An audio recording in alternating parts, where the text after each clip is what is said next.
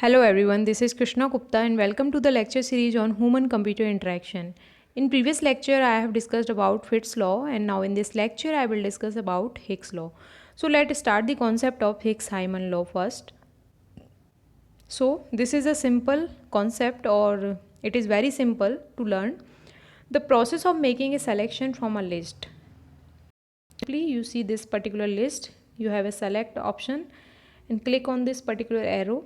You have two options, what is Fitts and what is Hicks. So when you select anyone from them, this is a list item and you can select any one item from a particular list. When you fill a form and in front of you display list of different options and you select anyone from them, this is the second example of Hicks law. So in simple way, you want to select your date of birth. So simply what you do, collect your date of birth according to day, month and year or select one by one. So this selection gives you your date of birth. So this is an example of Hicks law also. So in simple way, you have long list of items and you select any one from them or whole list. The process is related to the particular law.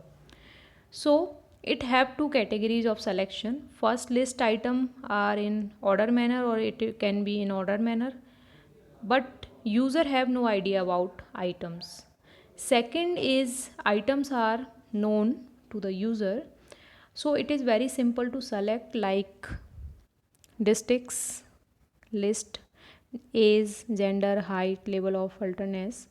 So many example.